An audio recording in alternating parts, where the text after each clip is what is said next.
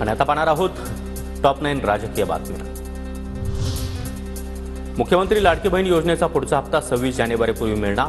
3 ते 4 दिवसांमध्ये लाभार्थी महिलांना लाभ मिळणार। महिला आणि बालविकास मंत्री अदिती तटकरे यांची माहिती।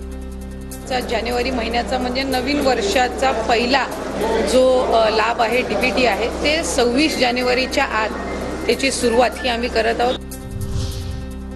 बारामतीमधील कृषी प्रदर्शनामध्ये शरद पवार, अजित पवार आणि सुप्रिया सुळे एकत्र, माणिकराव कोकाटे, पंकजा मुंडे यांची देखील उपस्थिती। दादांनी सांगितलं आजचा दिवस तसदी घ्या, पण मी दादांना म्हटलं पहाटेचा शपथविधी आठवा, मीच पाठीमागे उभा होतो। कृषी प्रदर्शन कार्यक्रमावेळी मंत्री माणिकराव कोकाटे यांच्या वक्तव्यानं चांगलाच हशा पिकला। दादांना माहिती मी उशिरा उठतो, त्यामुळे दादांनी मला रात्री सांगितलं उद्याचा दिवस तसदी घ्यावी लागेल। मी म्हटलं दादा जेव्हा गरज असते तेव्हा खांद्याला खांदा लावून मी कुठे उपस्थित असतो, नसेल तर पहाटेचा शपथविधी आठवा, मीच पाठीमागे उभा होतो।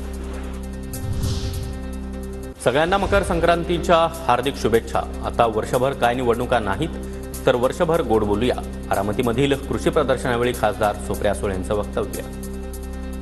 नवीन वर्षाच्या आणि संक्रांतीच्या मनापासून शुभेच्छा देऊन तिळगुळ घेऊया। आज कुठलं इलेक्शन यावर्षी जवळ नाहीये, त्याच्यामुळे वर्षभर एकामेकाशी गोड बोलूया एवढंच म्हणून आपली रजा घेते। मंत्रिपद न मिळालेल्या छगन भुजबळ यांची नाराजी कायम। अजित पवारांनी मंगळवारी बोलावलेल्या बैठकीला भुजबळ गैरहजर, तर शनिवारी रविवारी होणाऱ्या पक्षाच्या शिबिरामध्ये भुजबळ हजर राहणार का याकडे लक्ष। राष्ट्रवादी काँग्रेसचे 2 दिवसीय अधिवेशन शिर्डीमध्ये होणार। 18 आणि 19 जानेवारीला अधिवेशन। अजित पर्व, दिशा विकासाची, पुरोगामी विचारांची असं अधिवेशनाला नाव। 3 मार्चला अधिवेशन सुरू होणार, तर 10 मार्चला अर्थसंकल्प सादर केला जाणार, अजित पवार यांची माहिती।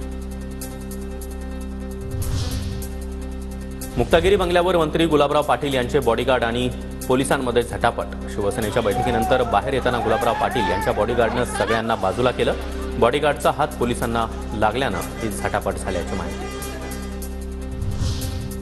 महाकुंभामध्ये डुबकी लावल्यावर त्वचारोग होत असल्याच्या तक्रारी। भाजपच्या सुधीर मुनगंटीवार यांच्याकडून गंगेतल्या प्रदूषणावर खडेबोल।